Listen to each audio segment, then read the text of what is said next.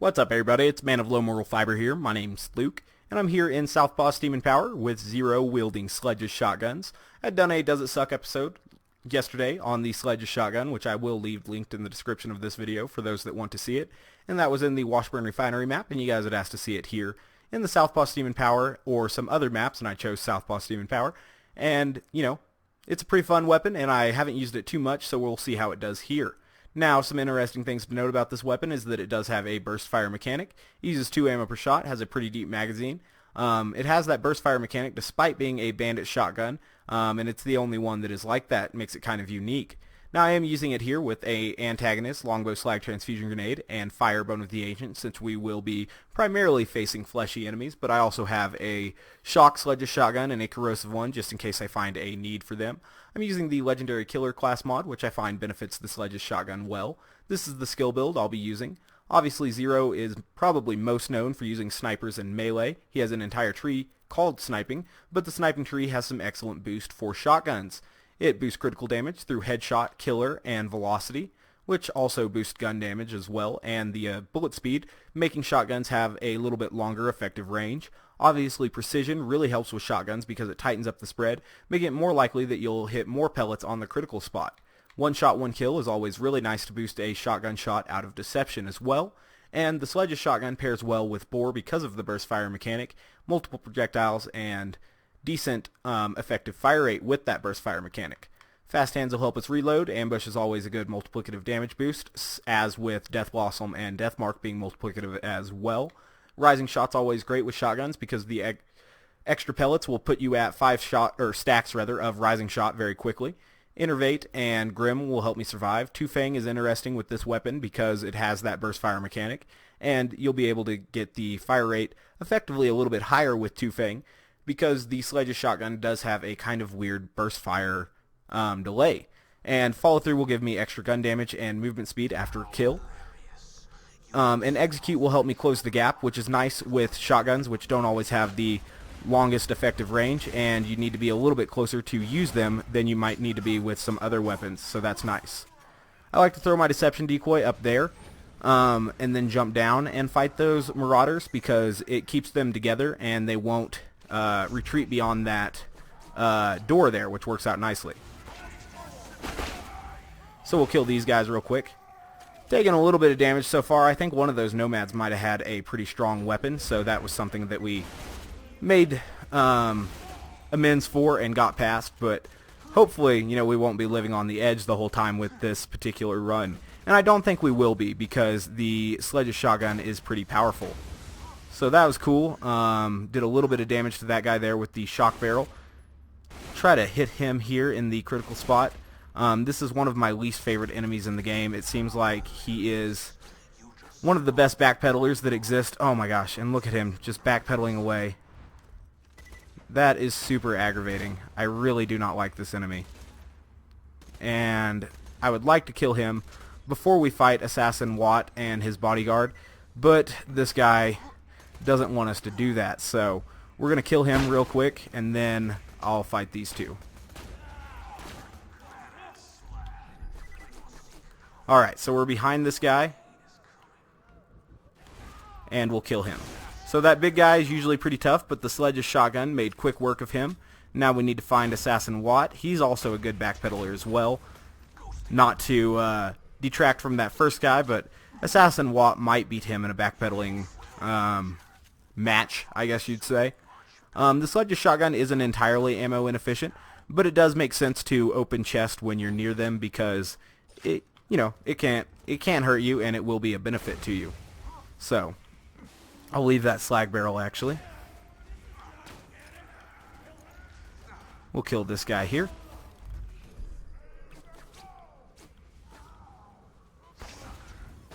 I don't know if I hit that guy behind him. Looks like I might have hit him a little bit. No, I don't think so. Alright, so we'll get ready to advance closer to these guys. There was that weird burst fire delay coming in, I guess. Go ahead and get slag on that guy. Wow, he backpedaled all the way back here. Maybe he's the best backpedaler. This map is definitely really kind of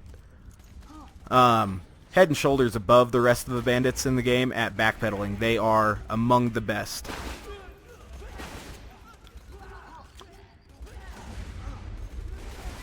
Alright. I think my antagonist killed that guy, bouncing the bullet from maybe this guy into him, so that was kind of weird.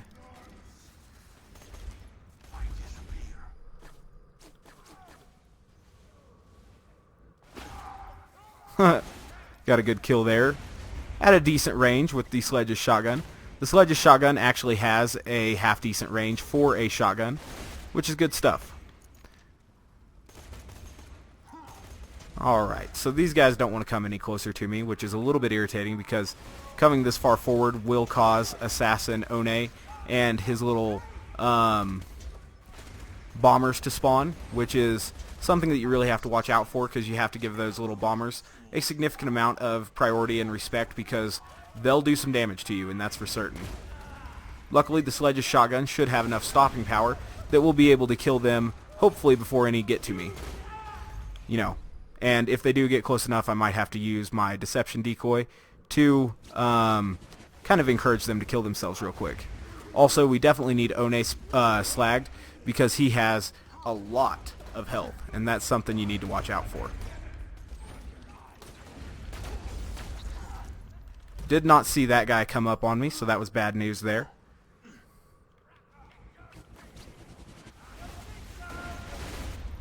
Got the transfusion trails coming.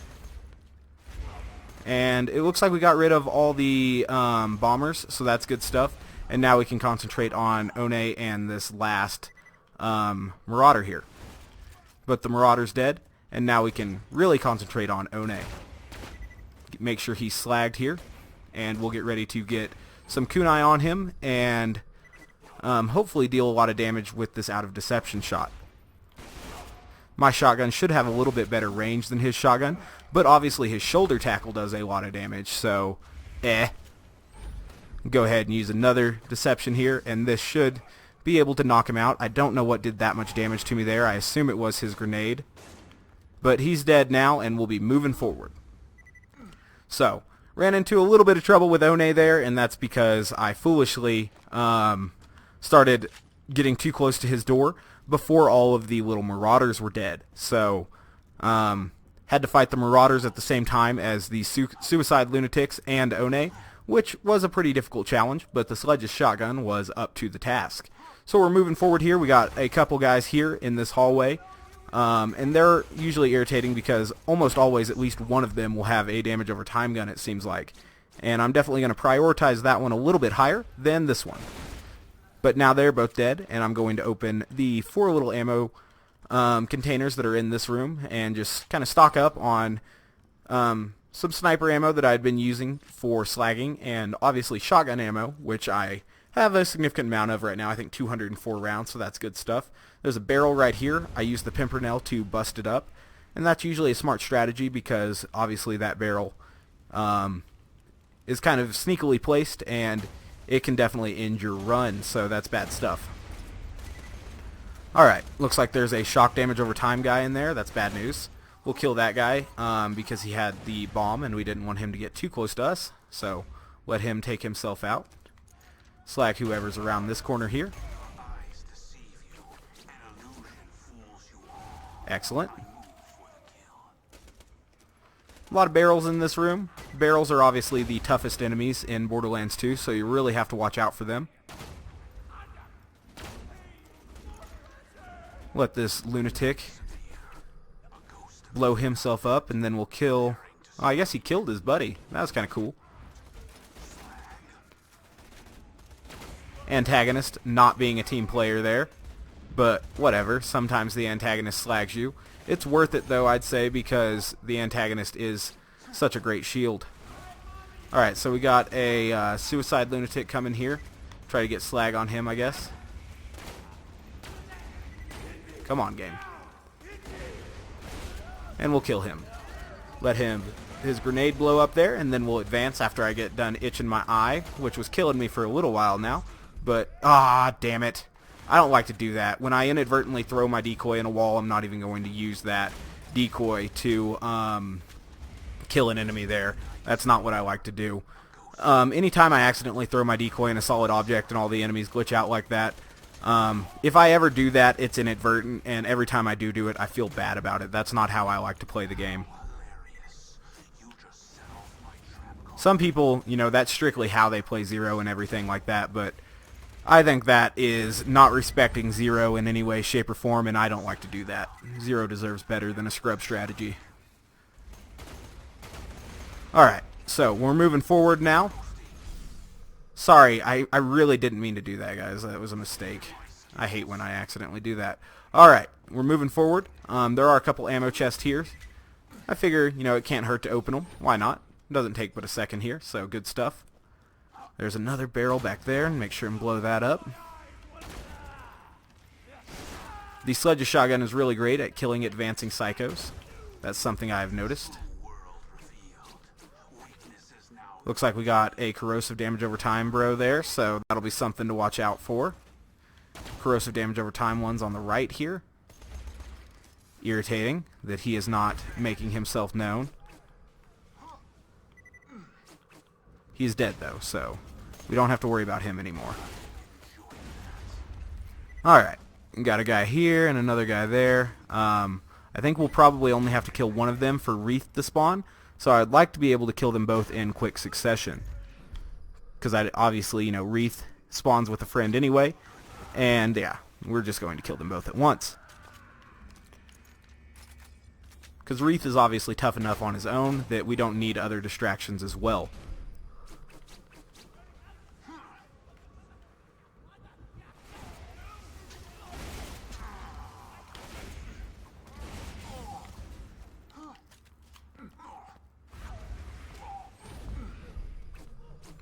Wow, definitely got lucky there, but now that we did get past that using transfusion heals, we will be able to probably make it through the map without any real other tough parts. That was the main issue there. Obviously, I guess the suicide bombers in the next room can also be tough, but we should, you know, being that I've been through that room probably a bunch more times than I should have, I shouldn't get too surprised by those guys. Wreth, though, is always an irritant. He moves his head very, very quickly, making him kind of difficult to get critical hits on. His movement patterns are somewhat unpredictable, and beyond that, obviously, he has that especially dangerous fire damage over time, so you really have to watch out for that guy. We got plenty of shotgun ammo right now. Looks like we maxed it out, and we have plenty of grenades, so we'll be able to make it through this next room. Now, like I said, I like to watch my ammo a little bit when using the Sledge's shotgun, but it's not entirely ammo inefficient or anything. Just makes sense to, you know, hit the ammo boxes if you're going to be near them.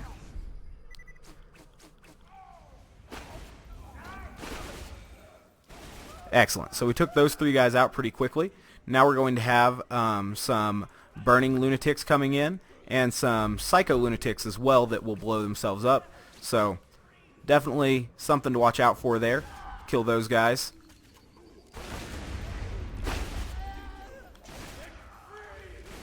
Excellent. So we dealt with all those. Probably have a couple more burning psychos coming in. Try to group them up, I guess, just for efficiency's sake. And I disappear. A ghost amidst the combat, preparing to strike. Cool. Killed them. Alright, so now we'll have shooty guys coming, I imagine. Oh, nope, still some burny guys. I had my count off, I guess. Cool, and I accomplished the open wide challenge. Neat. I've never gotten that achievement where you have to get the all challenges with one character, and I heard the open wide achievement or challenge is one of the hard ones to get because you actually have to take it to level 5. So, cool. I guess I got that now, and that's good stuff. Maybe I'll eventually accomplish that challenge.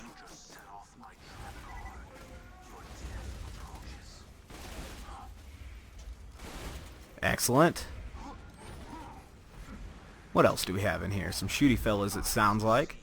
Ooh, I think I saw some shock damage over time there. That can always be a bad thing. So we'll find that guy and deal with him quickly. It's that nomad there, huh? Use deception to close the gap here. Cool, now we don't have to deal with that guy. Or that guy. flying Sledge's shotguns attacks are pretty cool.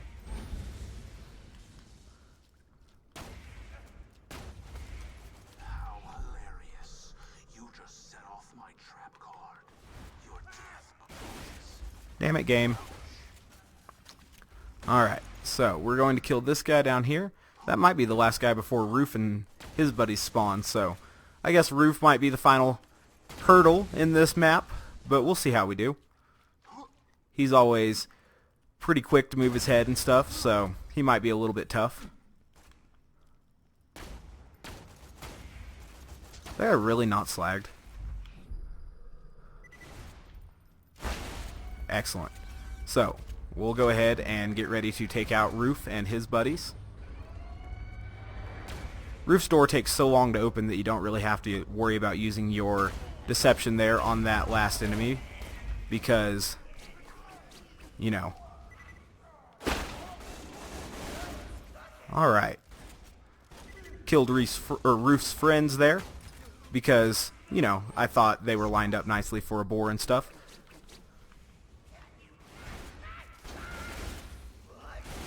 And with one more magazine reload, we should be able to kill this guy. Throw a slag grenade just because, and he's dead. So cool. We worked through Southpaw Steam and Power with relatively no issues here with the Sledge's shotgun. So that's good stuff. He's getting his head bob on. He's a fan of the Sledge's shotgun. He thinks, yeah, it's a good gun. Yeah, like a bobblehead. Alright. So, I'll go ahead and open this chest back here, and then I'll show you my gear and skill build one more time. And yeah, as always, guys, I thank you very much for watching. I do appreciate it. If you haven't yet taken the time to subscribe, please do so. Otherwise, I do hope to catch you next time. Doesn't look like we got anything too impressive from this chest. A little amp shield there, but I don't like that. Here is the skill build that I used. And the Sledge's shotgun. I don't think I ever used it in shock or corrosive. So I just used it in fire, and I obviously used slag pimpernel as well. Antagonist, longbow slag transfusion, bone of the ancient for both fire rate and fire damage and cooldown. And I also had the legendary killer with this skill build. One more time, guys, thanks for watching, and I do hope to catch you next time. Bye, guys.